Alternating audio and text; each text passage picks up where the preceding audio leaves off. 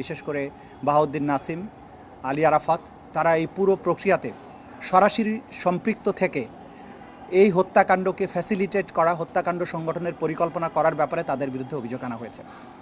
আপনারা এটাও জানেন যে জুলাই আগস্টে যে হত্যাকাণ্ড বাংলাদেশে সংগঠিত হয়েছে, সেখানে পুলিশের পাশাপাশি বা অন্যান্য বাহিনীগুলোর পাশাপাশি অক্সিলিয়ারি ফোর্স হিসাবে আওয়ামী লীগ, যুবলীগ এবং ছাত্রলীগ এই তিনটি বাহিনী সরাসরি আক্রমণে অংশগ্রহণ করেছে এবং নির্মম নিষ্ঠুরভাবে ছাত্র জনতার আন্দোলন দমনে তারা হত্যাকাণ্ড চালিয়েছে, অত্যাচার করেছে, মানুষকে অঙ্গহানি করেছে, মানুষকে বন্দী করেছে এবং অন্যান্য ধরনের অপরাধ করেছে। সেই কারণেই ওবায়দুল কাদেরকে এখানে তার কমান্ড রেসপন্সিবিলিটির কারণে এই মামলার আসামিভুক্ত করা হয়েছে এবং অন্যান্য যাদেরকে এখানে আসামি করা হয়েছে তারা প্রত্যেকেই শীর্ষস্থানীয় নেতা, তার নিজ নিজ অর্গানাইজেশনের সেই কমান্ড রেসপন্সিবিলিটির কারণে তাদেরকে আসামিভুক্ত করা হয়েছে। এবং আমরা এই প্রতিশ্রুতি ব্যক্ত করছি, জুলাই আগস্টের এই যে জঘন্য মানবতা বিরোধী অপরাধ যেটা বাংলাদেশে সংঘটিত হয়েছে, আপামর জনসাধারণের উপরে, তরুণ, যুবা, ছাত্র ছাত্রী এবং শিশু কিশোরদের উপরে এই হত্যাকাণ্ডের বিচার নিশ্চিত করার ব্যাপারে সরকার দৃঢ় প্রতিজ্ঞ।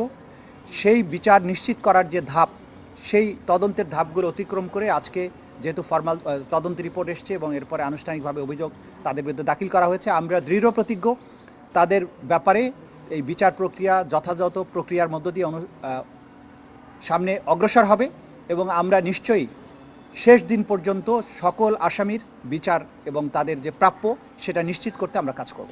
Thank you. আসামিদের অবস্থান কি?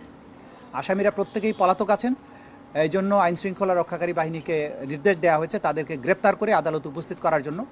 যদি তাদেরকে গ্রেপ্তার করা না যায়, আইন অনুযায়ী অগ্রসর হবে, তাদের জন্য অনুপস্থিতি ডিক্লেয়ার করে পত্রিকায় বিজ্ঞপ্তি দেওয়া হবে তাদেরকে হাজির হওয়ার জন্য। তারা যদি স্বেচ্ছায় হাজির হন তাহলে তাদেরকে ডিফেন্ড করার জন্য সরাসরি নিজেরা আইনজীবী নিয়োগ করে এখানে ডিফেন্ড করতে পারবেন।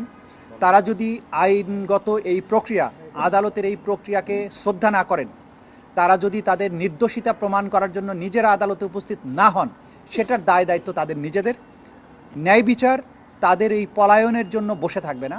তখন বাংলাদেশের প্রচলিত আইন অনুযায়ী এই আসামিদেরকে পলাতক ঘোষণা করে তাদের পক্ষে রাষ্ট্রের পক্ষ থেকে আইনজীবী নিয়োগ করা হবে যদি তারা হাজির না হন, এবং এরপরে আইনসম্মত প্রক্রিয়ায় এই বিচারটি সামনে অগ্রসর হবে।